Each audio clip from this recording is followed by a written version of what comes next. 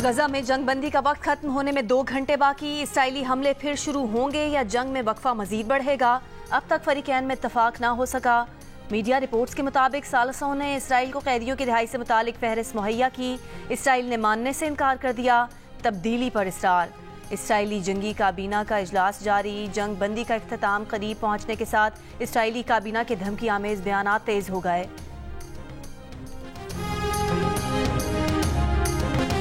Hamas ने 10 Israeli यरगमालियों को रिहा कर दिया। 4 थाई और 2 रूसी बाशिंदे भी रिहा। तमाम 6 अफराद की रिहाई डील का हिस्सा नहीं थी। इसराइली कैद से 30 फलस्तीनी रिहा। 6 नवंबर को मगरबी किनारे से गिरफ्तार की जाने वाली 22 साल की फलस्तीनी कारकुन अहद तमीमी को भी रिहाई मिल गई। कैदियों के घर पहुंचने से पहले काबिज फौज का घरों पर धावा जश्न से रोक दिया। हमास ने इसराइली फौजियों की रिहाई के बदले तमाम फलस्तीनी कैदियों की रिहाई की शर्त रख दी। अमरीकी वजीर खारजा इसराइल पहुंच गए।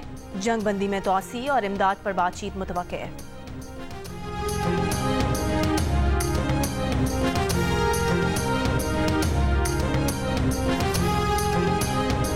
4 डेड बॉडीज मिली हैं। शेर मोहम्मद बलोच गोट है और एक खातून है। 3 बच्चे हैं। तेज़धार आले से इनका कत्ल किया गया है और अभी मज़ीद तहकीकात चल रही हैं इसमें।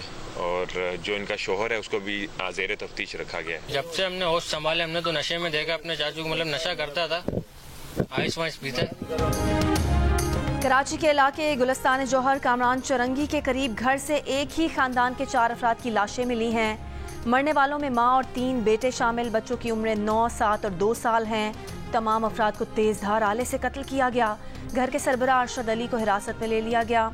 अरशद अली ने बताया कि वाक़े के वक्त घर पर नहीं था। SHO गुलिस्तान जौहर ने बताया कि मोहल्ले में से किसी ने चीखने चिल्लाने की आवाज़ नहीं सुनी। अरशद के भतीजे शहजाद ने बताया कि अरशद आइस का नशा करता था। बुध की रात 8 बजे अरशद से मुलाकात हुई। सिलेंडर भरने जा रहा था। अरशद के भाई ने बताया कि उनकी किसी से दुश्मनी नहीं।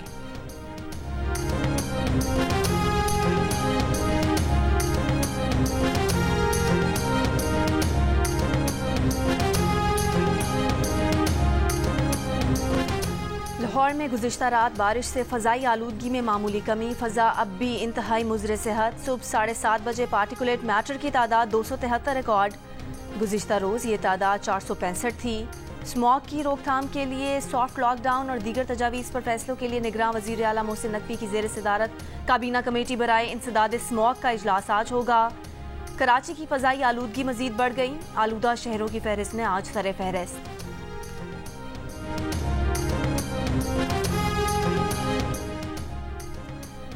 पाकिस्तान क्रिकेट स्क्वाड लाहौर से ऑस्ट्रेलिया के लिए रवाना हो गया। कौमी स्क्वाड बरास्ता दुबई सिडनी जाएगा। पाकिस्तान और ऑस्ट्रेलिया के दरमियान पहला टेस्ट 14 दिसंबर को शुरू होगा। पाकिस्तानी टीम की क़यादत शान मसूद करेंगे, जिन्हें पहली मरतबा कप्तानी की जिम्मेदारियां सौंपी गई हैं। दीगर तजुर्बाकार खिलाड़ियों में सरफराज अहमद, बाबर आजम, मोहम्मद रिजवान, हसन अली, शाहीन आफरीदी और इमामुल हक शामिल हैं।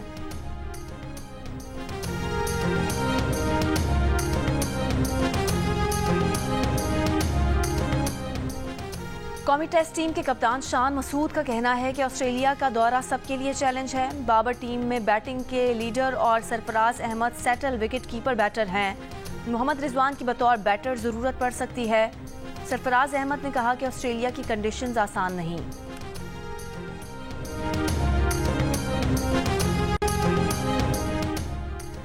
अमेरिका के साबिक वज़ीर ख़ारजा हेनरी किसिंजर 100 साल की उम्र में इंतकाल कर गए। हेनरी किसिंजर आखिरी वक्त तक इंतहाई फ़ाल रहे। इसराइल के अरब ममालिक से ताल्लुकात में भी पेश थे। इसी साल चीन का दौरा भी किया। हेनरी किसिंजर 1970 में सदर रिचर्ड निक्सन के दौर में वज़ीर ख़ारजा थे। किसिंजर के दौरे चीन से अमेरिका और चीन के ताल्लुकात की राहें खुली थीं। अमरीकी हुकूमत ने सिख रहनुमा के कत्ल की साजिश में भारतीय शहरी पर फर्द जुर्म आयद कर दी। अमरीकी हुकाम ने तस्दीक की है कि भारतीय एहलकार ने गुरपतवंत सिंह समेत खालिस्तान तहरीक से वाबस्ता अमरीकी सिख रहनुमाओं को चुन चुन कर कत्ल करने के अहकाम दिए थे। एक रहनुमा को न्यूयॉर्क तो दूसरे को कैलिफोर्निया में कत्ल किया जाना था। ऐसी ही वारदात कनाडा में भी की गई थी, जिसमें सिख रहनुमा हरदीप सिंह निज्जर को मौत के घाट उतारा जा चुका है।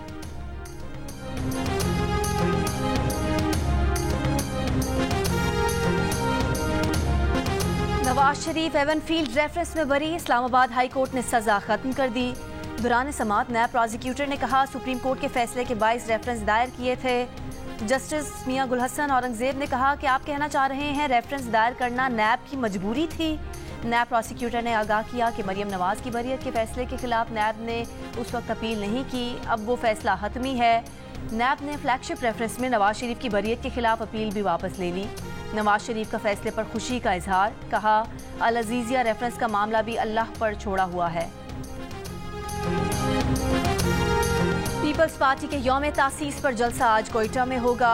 अयूब फुटबॉल ग्राउंड में तैयारियां। Chairman peoples party Bilawal Bhutto और शरीक चेयरमैन आसिफ अली जरदारी जलसे से खिताब करेंगे।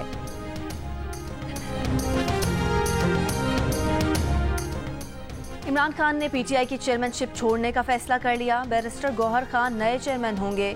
Chairman PTI intra party election नहीं लड़ेंगे। बैरिस्टर अली जफर ने ऐलान कर दिया, कहा ये कोई -1 फार्मूला नहीं है, जो चेयरमैन पीटीआई बनेगा वो आर्जी तौर पर होगा।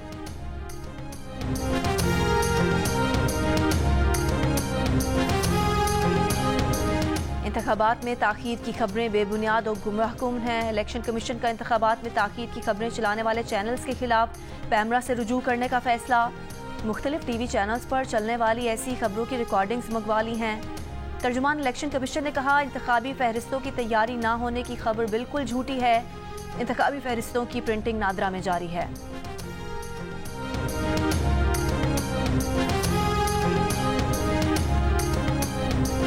मकामी हुकूमतों को सूबाई हुकूमतों के रहमो करम पर नहीं छोड़ा जा सकता। मकामी हुकूमतों को मजबूत बनाने के लिए आईनी तरमीम लाई जाएगी।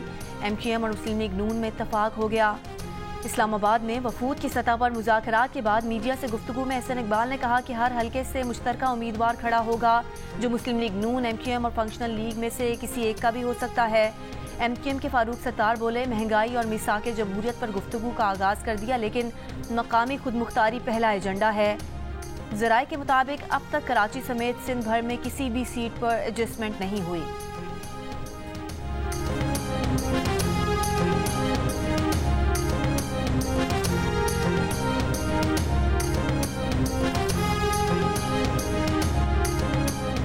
सऊदी अरब ने पाकिस्तान की मईशत को इस्तेहकाम देने के लिए पाकिस्तान के साथ $3 अरब के डिपॉजिट की मुद्दत में तौसी कर दी। स्टेट बैंक के मुताबिक सऊदी फंड बराए डेवलपमेंट ने 5 दिसंबर को मुद्दत मुकम्मल करने वाले $3 अरब के डिपॉजिट की मुद्दत मजीद 1 साल बढ़ाई है। मुद्दत में तौसी से पाकिस्तान के ज़र मुबादला के ज़खायर को बरकरार रखने और मुल्क की माशी तरक्की में मदद मिलेगी। $3 अरब के इस डिपॉजिट मुआहदे पर 2021 में दस्तखत हुए थे और 2022 में इसका इजरा सानी हुआ था। कराची के इलाके सईदाबाद में 5 CTD एहलकारों की साबिक पुलिस इंस्पेक्टर के घर लूटमार। इंक्वायरी में CTD एहलकारों के मुलव्विस होने की तस्दीक, मुकदमा दर्ज। पार्टी इंचार्ज समेत 2 एहलकार गिरफ्तार, 3 मफरूर। साबिक एहलकार बशीर हुसैन ने पुलिस एहलकारों पर रकम, जेवरात और दीगर कीमती सामान लूटने का इल्ज़ाम लगा दिया। कहा 10 से 11 सादा कपड़ों में मुसल्लह अफराद घर में दाखिल हुए, अहले खाना पर तशद्दुद किया।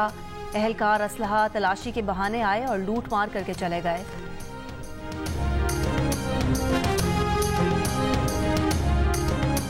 जिला कोलाई पालस में तस्वीर वायरल होने पर लड़की के कत्ल में मुबैना तौर पर मुलव्विस 3 मुल्जिमान 6 रोज़ा रिमांड पर पुलिस के हवाले। मुल्जिमान में मकतूला के चचा, वालिद के कज़न और एक रिश्तेदार शामिल हैं। कत्ल के मुल्जिम मकतूला के वालिद का 7 रोज़ा रिमांड हासिल किया गया था। DPO कोलाई पालस का कहना है कि लड़की को कत्ल करने का फैसला उसके घर वालों ने खुद किया। लड़की के कत्ल का फैसला लड़की के ताया, चचा और मामू ने उसके वालिद के साथ मिलकर किया। तस्वीर कैसे वायरल हुई, FIA तहकीकात कर रही है। इंसानी हुकूक कमीशन पाकिस्तान की वाक़े की मजम्मत। बयान में कहा कि रियासत पाकिस्तान गैर कानूनी जिरगों को रोकने में नाकाम नजर आती है।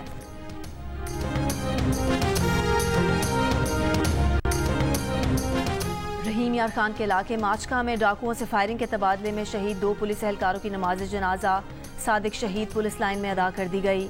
डाकुओं की फायरिंग से जख्मी एक किसान चल बसा। लड़की समेत जाम बहक किसानों की तादाद 6 हो गई।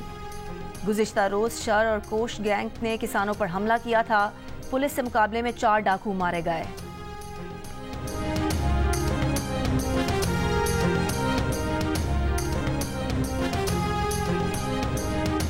दस जनवरी तक 28 बलोच तलबा बाजियाब न हुए तो निगरान वजीर आजम और निगरान वजीर दाखिला पर FIR कटेगी। इस्लामाबाद हाई कोर्ट ने वार्निंग दे दी।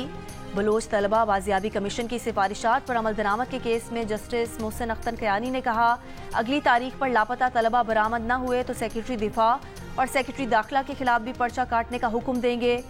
सेक्रेटरी दिफा और मुताल्लिका इदारों को भी मुल्जिम नामजद कर सकते हैं। फिर आप सबको घर जाना होगा। किसी एजेंसी को इस्तिस्ना नहीं कि जिसको मर्जी चाहे बरसों के लिए उठाकर ले जाएं।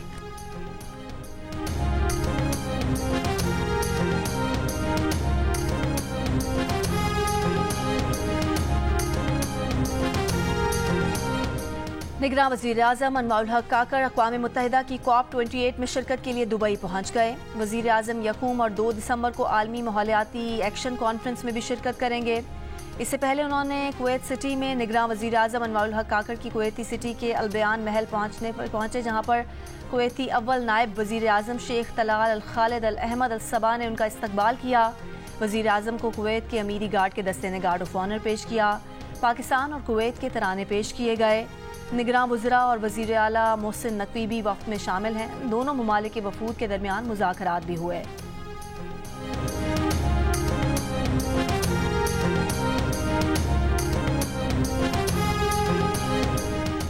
Army chief general Asim Munir की कुवैती वली अहद शेख मशअल अल अहमद अल जाबिर अल सबा से मुलाकात में निगरान वज़ीर कानून अहमद इरफान असलम और आला सतह के वफ़द के अरकान भी मौजूद थे। FBI ने PIA के तमाम 28 बैंक अकाउंट्स टैक्स न देने पर मुंजमद कर दिए। ज़राए के मुताबिक PIA ने मुसाफिरों से टैक्स की मद में जो रकम ली वो FBR को जमा नहीं कराई। PIA 2 अरब 70 करोड़ रुपए की फेडरल एक्साइज ड्यूटी की नादहिंदा है। PSO ने PIA के तैयारों का ईंधन बंद करने की वार्निंग दे दी। PSO का PIA से 1.5 अरब रुपए वाजिबात फौरी अदायगी का मुतालबा।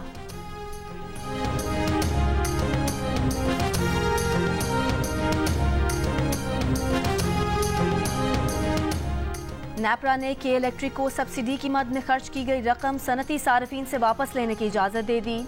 फैसला नोटिफिकेशन के लिए वफाकी हुकूमत को भिजवा दिया। के इलेक्ट्रिक सनती सार्फिन से 3 रुपये फी यूनिट रकम 2 माह में रिकवर करने का फैसला।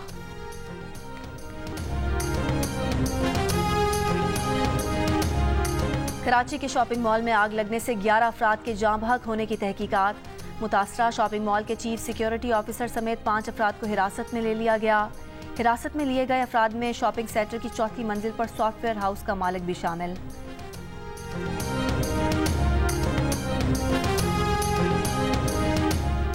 कराची के जिना अस्पताल में 2 नामालूम अफराद बच्चे की लाश छोड़कर फरार। पुलिस सर्जन की बच्चे से ज्यादती की तस्दीक, तशद्दुद भी किया गया। DNA टेस्ट के लिए नमूने हासिल कर लिए। अस्पताल तर्जुमान के मुताबिक बच्चे को लाने वालों को पर्ची बनवाने का कहा, फिर वो फरार हो गए। बच्चे को अस्पताल लाए जाने की CCTV वीडियो भी सामने आ गई। 2 अफराद स्ट्रेचर पर बच्चे की लाश लाते देखे जा सकते हैं। पुलिस का CCTV वीडियो की मदद से लाश छोड़कर जाने वाली गाड़ी के मुबैना मालिक के घर छापा। डिफेंस फेज 8 में घर की तलाशी के दौरान न गाड़ी मिली न गाड़ी का मुबैना मालिक। घर में मौजूद खवातीन का कहना है कि कार का मालिक कार लेकर बाहर गया हुआ है।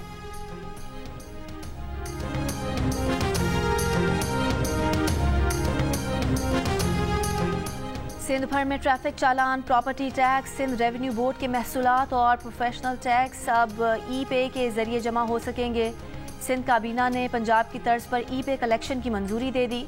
सर्कुलेशन समरी के जरिए सिंध काबीना ने पंजाब इंफॉर्मेशन टेक्नोलॉजी बोर्ड के साथ मुआहदे की मंजूरी दी। नोटिफिकेशन जारी। सिंध में तमाम टैक्स, चालान और फीस एक ही जगह जमा हो सकेगी। बोर्ड ऑफ रेवेन्यू के ज़ेर इंतज़ाम ज़मीनों की खरीदो फरोख्त के टैक्स भी ई-पे से जमा होंगे। मुआहदे के तहत Punjab information technology board Sindh के लिए ई-पे सिस्टम बनाएगा।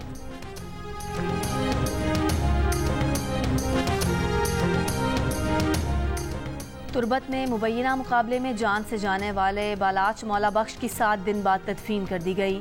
नौजवान के लवाहिकीन का धरना जारी। लवाहिकीन का कहना है कि मुताल्लिका एहलकारों के खिलाफ मुकदमे के इंदराज और वाक़े की जुडिशल इंक्वायरी के मुतालबात तस्लीम किए जाने तक तुर्बत मेन चौक में धरना जारी रहेगा। बलोचिस्तान हुकूमत ने गुज़िश्ता रोज़ जुमेरात को हुए मुबैना मुकाबले में 4 अफराद की हलाकत के खिलाफ JIT तश्कील दी थी। लोअर दीर में लड़कियों के सरकारी स्कूल से खवातीन असातिज़ा के तबादले की खबर जियो न्यूज़ पर नशर होने के बाद action. Directorate of education Khyber Pakhtunkhwa ने एक खातून टीचर का तबादला मनसूख कर दिया। दीगर 5 ख़वातीन असातिज़ा अभी तक मुख्तलिफ स्कूल्स में फ़राइज़ सर अंजाम दे रही हैं। मैदान सुफरे के गवर्नमेंट गर्ल्स मिडिल स्कूल से तमाम 6 उस्तानियों का दूसरे स्कूल में तबादला कर दिया गया था। स्कूल की 100 तालिबात को पढ़ाने के लिए एक भी उस्तानी नहीं थी।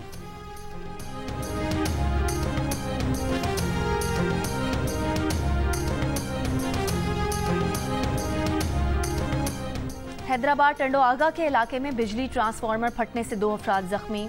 अहले इलाका का कहना है कि चंद रोज कबल हेस्को के अमले ने ट्रांसफार्मर की मुरम्मत की थी। हेस्को चीफ ने वाक़े से मुतालिक इंक्वायरी का हुक्म दे दिया।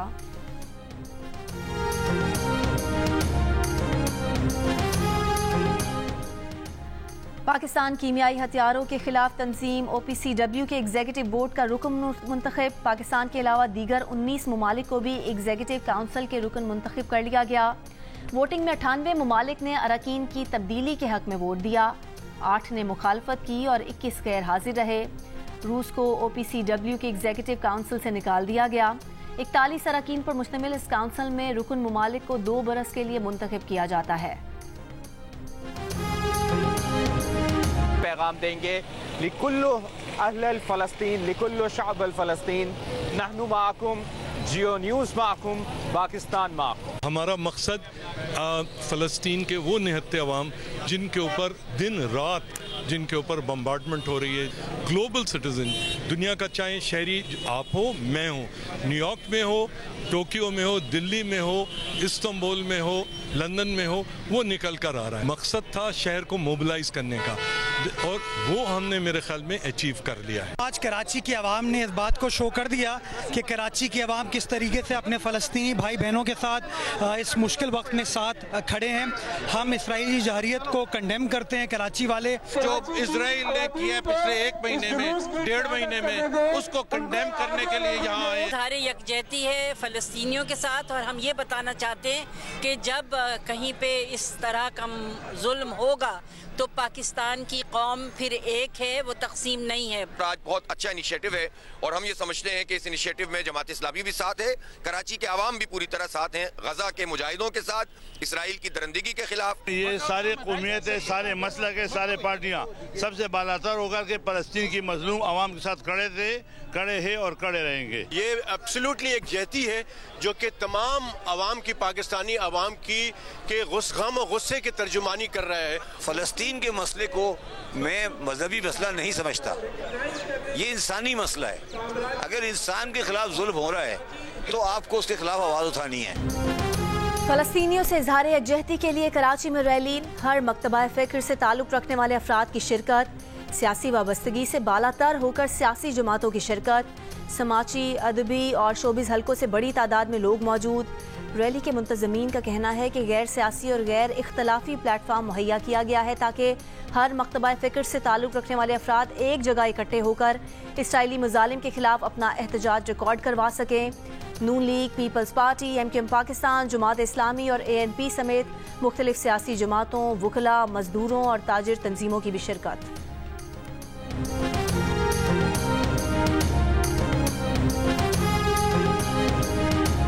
पाकिस्तान के अवाम भी अब एतराज़ कर रहे हैं कि गाज़ा में जो हो रहा है, जो इसराइल और जो ज़ायनिस्ट कर रहे हैं, अब ये हमसे देखा नहीं जाता। इस नस्लकुशी हो रही है फ़लस्तीन के अंदर और इसको हमें रेजिस्ट करना चाहिए और सारी दुनिया के लोग खड़े हो गए। ये कॉन्वर्सेशन, ये रैलिंग, ये डिस्कोर्स ख़त्म नहीं होना चाहिए क्योंकि जो ज़ायनिस्ट ज़ालिम है वो यही चाहते हैं। फ़लस्तीनियों के हक़ के लिए आवाज़ उठाने का सिलसिला ख़त्म नहीं होना चाहिए। कराची में फ़लस्तीनियों के हक़ में निकाली गई रैली में फ़नकारों और दीगर शोबाजात से ताल्लुक़ रखने वाले अफराद की जियो न्यूज़ से गुफ्तगू। मारूफ TV अदाकारा उशना शाह ने कहा कि इसराइल फ़लस्तीनियों की आवाज़ दबाना चाहता है, हम ऐसा नहीं होने देंगे। रैली में फ़लस्तीनी ख़वातीन की भी शिरकत। रैली में शिरकत को अच्छा तजुर्बा कहा।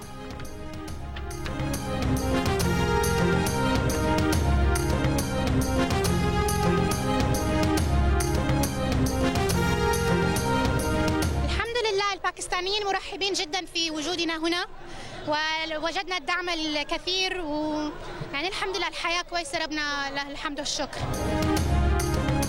इस्लामाबाद हाई कोर्ट ने अस्करी बैंक की दरख्वास्त पर बैंकों की गैर मामूली आमदनी पर 40% टैक्स का हुकूमती फैसला मुअत्तल कर दिया। बैंकों ने ज़र मुबादला की खरीदो फरोख्त से 2021 में 42 अरब और 2022 में 80 अरब 92 करोड़ रुपए का गैर मामूली मुनाफा कमाया। हुकूमत ने 15 नवंबर को फैसला किया कि इस गैर मामूली मुनाफे पर 40% टैक्स लिया जाएगा। इस्लामाबाद हाईकोर्ट के जस्टिस सरदार एजाज खान ने 40% टैक्स का SRO मुअत्तल करके फरीकों को 8 दिसंबर के नोटिस जारी कर दिए। अदालत ने कहा कि दरख्वास्त गुजार के वकील के मुताबिक इजाफी टैक्स का नोटिफिकेशन कौमी असम्बली में पेश करना जरूरी है। टैक्सेशन मामलात निगरान हुकूमत के दायरे इख्तियार में नहीं आते।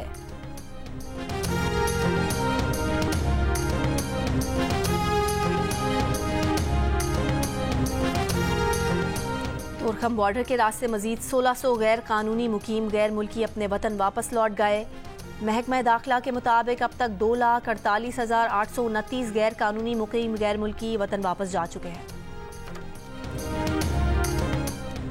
और आर्ट्स काउंसिल कराची में आज से 16वीं आलमी उर्दू कॉन्फ्रेंस का आगाज़ हो गया। दुनिया भर से 200 से ज़ायद दानिश्वर शिरकत करेंगे। भारत के मायानाज शायर गुलजार और screen writer Javed Siddiqui online शरीक होंगे। कॉन्फ्रेंस 3 दिसंबर तक जारी रहेगी।